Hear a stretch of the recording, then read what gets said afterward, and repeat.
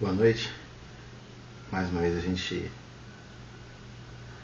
se encontra aqui nesse nosso curso gratuito para concursos públicos. Deixa eu fechar a porta aqui.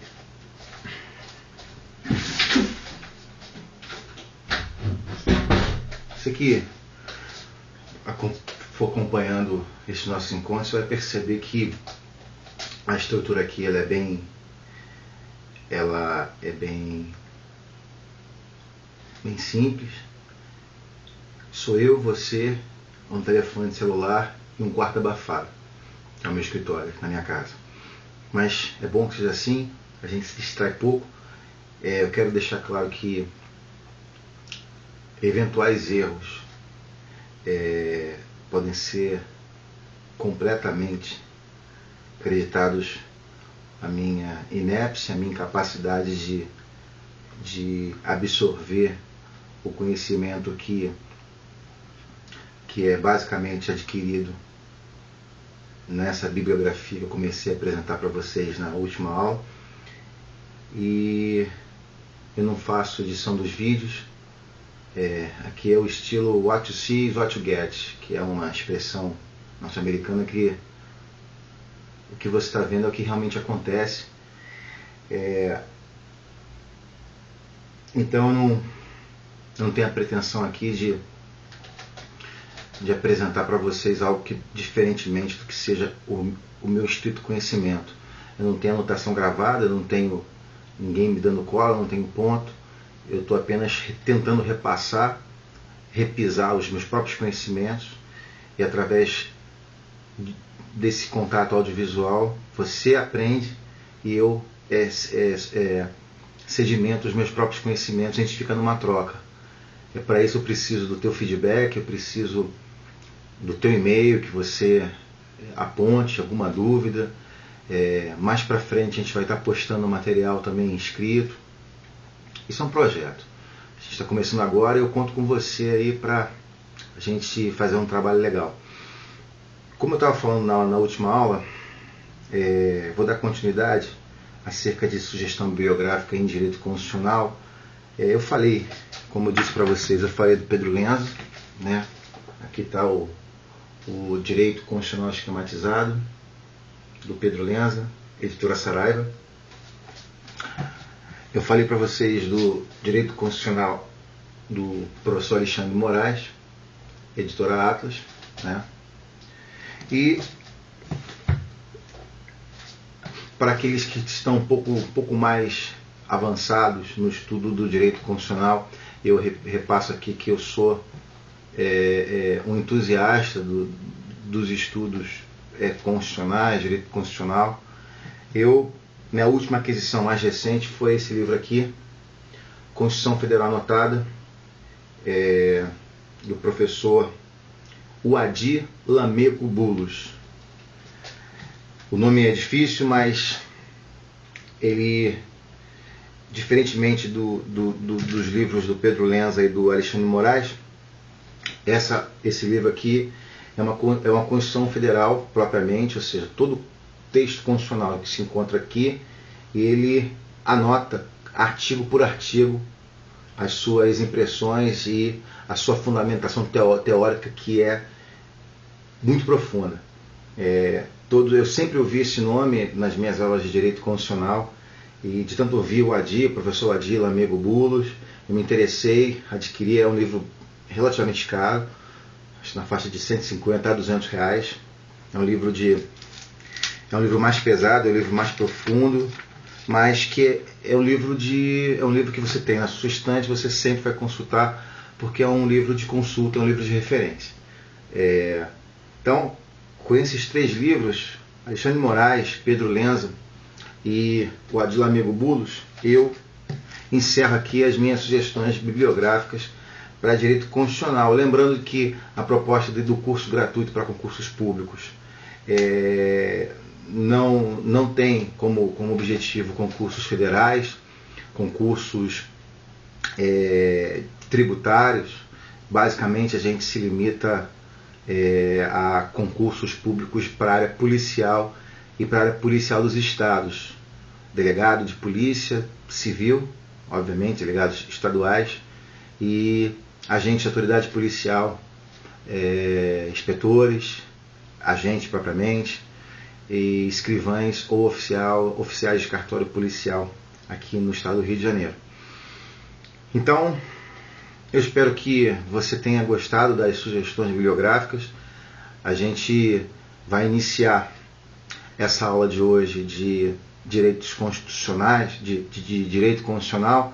Eu vou estar falando de um tema que sempre cai muito em provas de concursos públicos, em que se cobra direito constitucional, que é uma análise, que é uma classificação acerca dos direitos fundamentais. A gente já tinha dito na aula passada que os direitos fundamentais, ou direitos humanos, ou limitações ao poder, ou liberdades públicas, a nomenclatura ela vai ser basicamente essa, e os doutrinadores eles classificaram os direitos fundamentais sob o ponto de vista cronológico e qualitativo.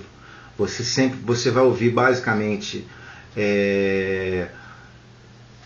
gerações ou dimensões de direito dos direitos fundamentais. A doutrina mais clássica usa o termo gerações de direitos. A doutrina mais moderna prefere o termo dimensões. Então, se você vê num concurso, numa prova, discorra acerca das dimensões dos direitos fundamentais, ou você pode ver também, discorra acerca das gerações, quais são as gerações de direitos. Você vai lembrar exatamente isso. E um macete para você lembrar e nunca mais esquecer, que eu uso e é muito legal, é você pensar no lema da Revolução Francesa, que é o famoso liberdade, igualdade e fraternidade. Quando você pensa em três... eu quero falar antes o seguinte, a doutrina mais moderna, que não recomenda o uso do termo geração, ela vai se basear no seguinte sentido. Ela vai dizer que, na verdade, os direitos fundamentais eles não são estanques. Se a primeira dimensão dos direitos, que ela vai ocorrer, como a gente tinha dito antes, ela tem o seu marco positivo na Magna Carta de 1215 do rei João Sem Terra, que eu tinha dito para vocês naquela última aula, que na verdade se tratava de uma proteção que o rei se comprometia a não se apossar de uma maneira indevida dos tributos dos súditos. É um pacto, né? É um pacto, digamos, de não intervenção estatal no direito de propriedade, no tesouro, na renda dos súditos. Então, quando a gente pensa em direitos fundamentais, a gente vai sempre se lembrar, existem outros marcos que eu não vou aqui lembrar, porque eu não estou com consulta, eu estou aqui falando ao vivo para vocês, mas se você mencionar na tua prova discursiva, por exemplo, a Magna Carta do rei João Sem Terra de 1215 como marco positivo, como marco escrito do início da efetivação dos direitos fundamentais, né? E lá vai estar a base, inclusive, do princípio maior do processo, que é o devido processo legal, que lá você vai encontrar redigido exatamente que a autoridade, né, o rei, o monarca, ele não poria as mãos sobre os seus súditos, não o perseguiria, não tomaria posse dos seus bens sem o devido processo, sem o devido processamento e sem ser julgado pelos seus pares, pelos seus concidadãos, segundo a lei da terra, the law of the land. Então, isso é muito importante, porque a gente tem a positivação, a gente tem a regulamentação primeira num documento público, nessa Constituição inglesa de 1215, da primeira geração dos direitos fundamentais. E os doutrinadores costumam chamar de liberdades negativas, né? porque exatamente o Estado ele simplesmente se compromete a não fazer. O Estado se compromete a não violar a vida do cidadão ou do súdito. O Estado se compromete a não metê-lo preso sem o devido processo. O Estado se compromete a respeitar a sua propriedade, não a tolhindo, não a expropriando. Então, você vê que há uma série de garantias em que o Estado ele se compromete a não fazer. Ou seja, são liberdades negativas porque, na verdade, o cidadão, o súdito, ele tem essa garantia por um não fazer, por uma omissão do Estado que se contém, ele se limita no seu poder. Por isso, essa é a primeira geração dos direitos, ou primeira dimensão dos direitos fundamentais, e você vai se lembrar do primeiro mote do lema da Revolução Francesa, que é liberdade. Você vai pensar, bom, quando você vê numa prova, fale sobre a primeira geração dos direitos fundamentais, ou fale sobre a primeira dimensão dos direitos fundamentais, você vai se lembrar de liberdade, igualdade e fraternidade, e você vai se lembrar que o direito à vida, o direito à liberdade, o direito à propriedade, o direito à dignidade, esses são direitos fundamentais de primeira geração ou de primeira dimensão. Então a gente tem esse bizu, tem essa dica, e eu acho que é interessante você ter esse macete de memorização.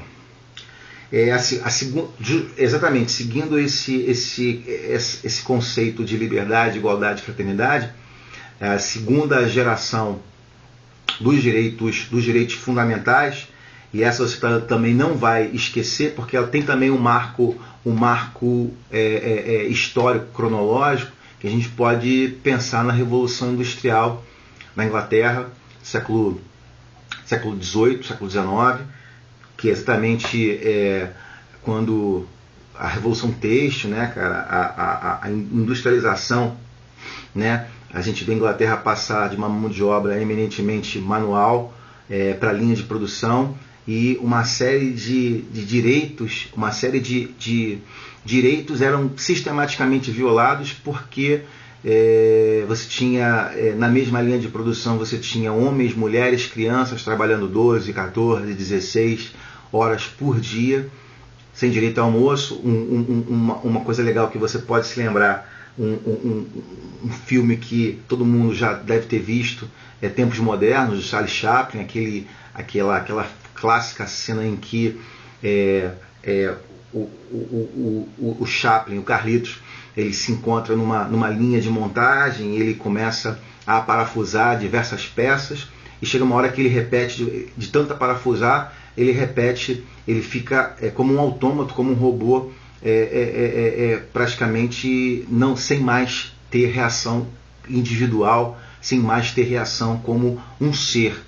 E aí, essa revolução industrial na Inglaterra, surgimento do vapor, ou seja, todas essas revoluções nos Estados Unidos, você tem Henry Ford montando, né, inovando, trazendo a linha de montagem. Então você vê que a exploração do homem pelo homem, ela começa de uma maneira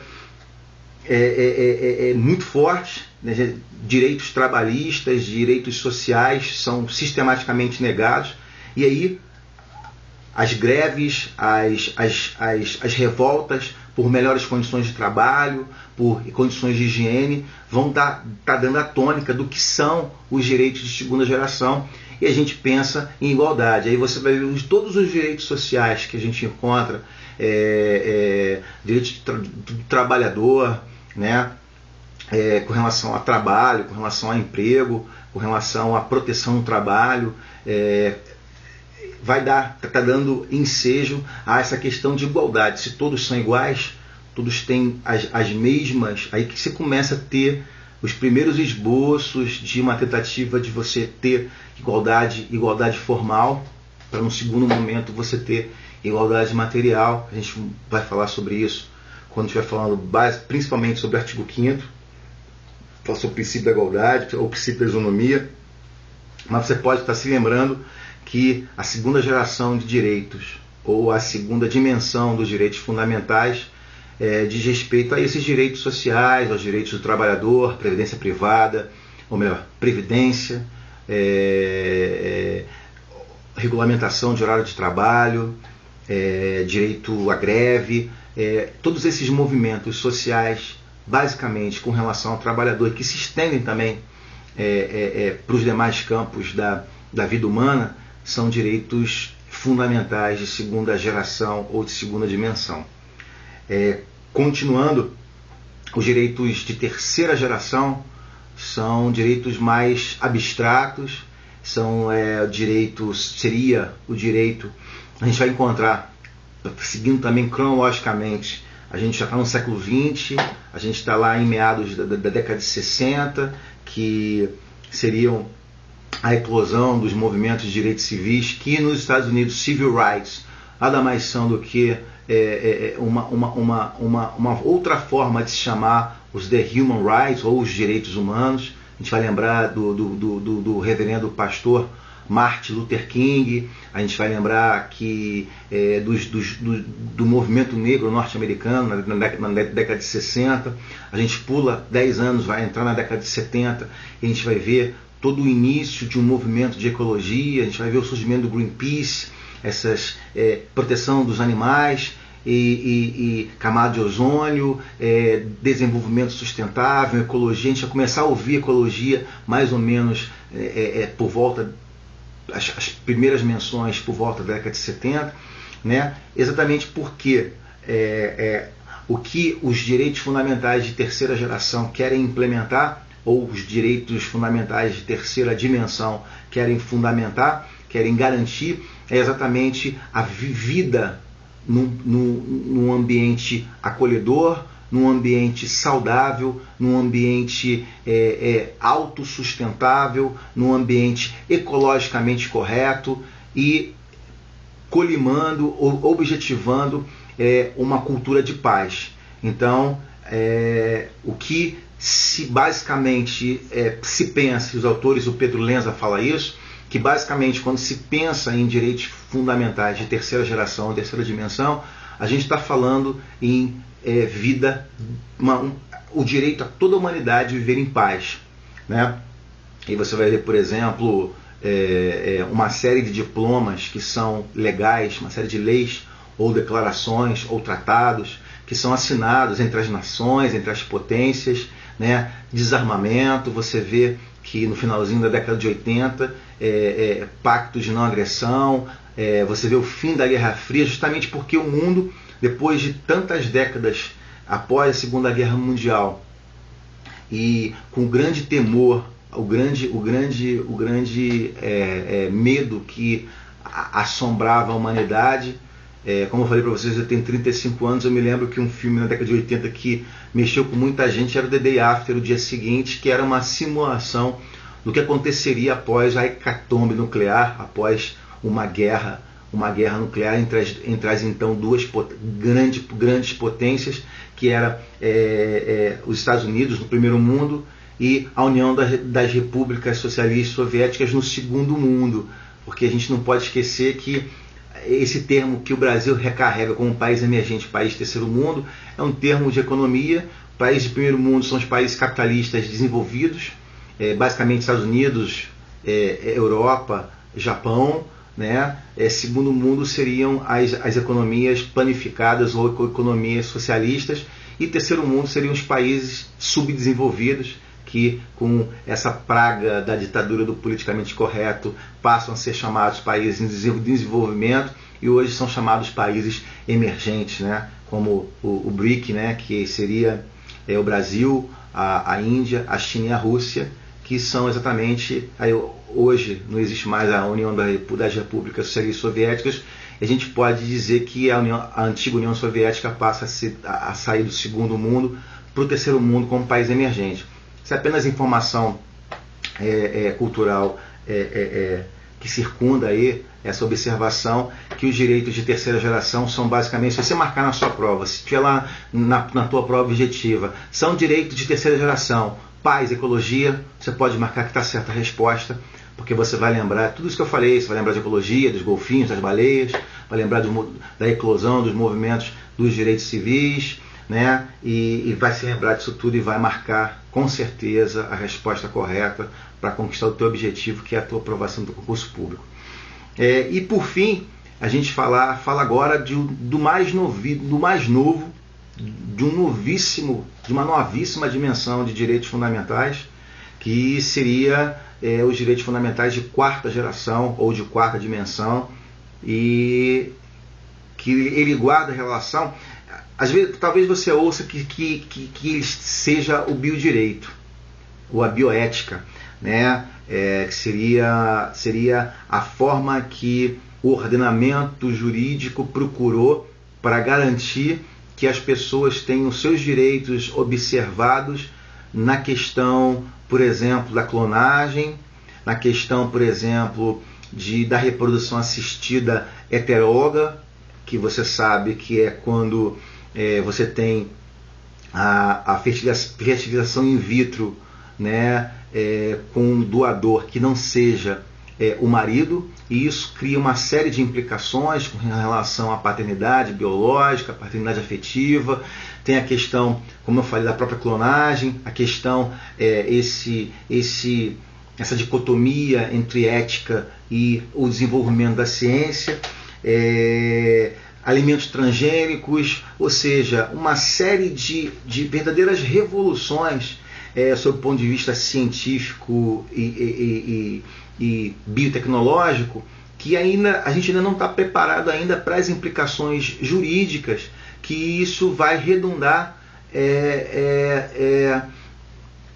na vida das pessoas. Na década de 90, para trazer um pouco mais para a realidade pedestre, né, passou uma novela na Globo chamada Barriga de Aluguel, e que era basicamente isso, era a trama, uma novela da Glória Pérez, que sempre gostou desses temas polêmicos.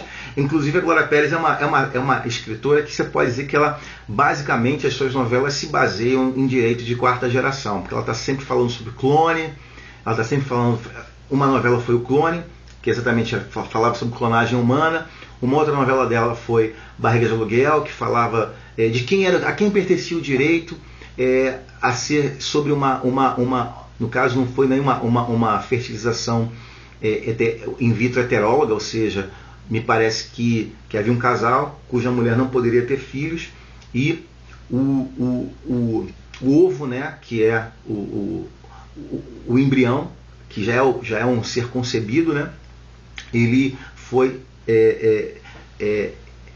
artificialmente implantado no útero dessa mãe de aluguel, e que no final se apega, e a quem pertence o direito, que pertence à criança.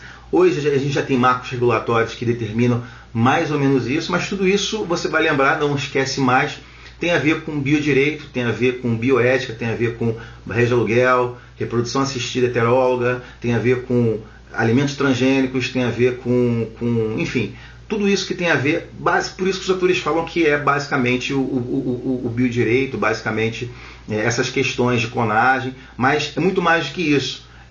Outros autores vão dizer também que se tratam da observação dos direitos, da tutela coletiva dos direitos, os direitos fundamentais coletivos, os direitos meta-individuais, os direitos difusos. Isso aí, tutela coletiva, é um assunto muito novo, é um assunto de processo, basicamente processo civil, e a gente não vai estar passando, mas são os direitos da coletividade, direitos que ultrapassam a esfera do indivíduo e atingem, vou dar um exemplo bem assim, rasteirinho de direitos coletivos, ou transindividuais, ou meta-individuais, ou homogêneos, né? Até eu me confundo ainda, eu não tenho conhecimento suficiente para estar discorrendo sobre tutela coletiva, por isso que eu vou me abster, mas lembro do caso das pílulas de farinha do laboratório Schering, né? A gente tinha várias vítimas, várias mulheres que, acreditando naquele laboratório, acreditaram naquele método contraceptivo e tiveram uma série de sonhos interrompidos, projetos de estudos, de trabalho, por conta de gravidezes não desejadas. Então, isso tem a ver com direitos de quarta geração, sim, porque até mesmo a contracepção e as eventuais falhas nos serviços ou produtos que promovam a contracepção pode sim ser afirmado como direitos de quarta geração ou direitos de quarta dimensão. Pensa no biodireito, que você não vai errar. Quando você pensar no biodireito, todas essas informações que estão sendo faladas aqui vão ser lembradas. A gente termina aqui, eu vou estar tentando fazer aulas mais curtas, até para depois tentar conseguir postar também, não só nesse host de vídeos que eu estou usando agora, que é o Motionbox, mas também tentar popularizar isso. E os vídeos no YouTube são muito mais curtos. Eu vou ter que vai ser um desafio para mim diminuir essa minha metralhadora que é a minha boca. Então eu agradeço, espero que você tenha gostado aí dessa pequena aula de direitos fundamentais. A gente falou sobre os direitos fundamentais de primeira, segunda, terceira e quarta geração. A gente não sabe ainda quais serão os direitos fundamentais de quinta dimensão. É um exercício aí de futurologia, mas repassando, não esqueça que direito constitucional de primeira geração, direito fundamental de primeira geração ou primeira dimensão tem a ver com liberdade, tem a ver com a omissão do Estado, uma omissão boa, né? Ou seja, o Estado deixa de fazer ações para frustrar os meus direitos fundamentais. Você pensa em liberdade, você pensa na vida, né? Você não vai ter um Estado que prega a vida matando deliberadamente as pessoas. E aqui eu tenho que fazer um parênteses. Todo estudo de direito constitucional, a gente está estudando, gente, são categorias de pensamento que se dividem entre ser e dever ser. Você, quando vem estudar direito constitucional, você tem que vir com a mente aberta, desprovido de qualquer tipo de preconceito e aquele tipo de comentário muito de espíritos muito medíocres que diz, mas na realidade nada disso acontece, isso é tudo uma mentira, tudo uma falácia. A gente tem que se lembrar, quando a gente for estudar a classificação da Constituição da República Federativa do Brasil de 88, a gente vai ver que ela é uma Constituição chamada programática. Ela aponta para aquilo que deve ser.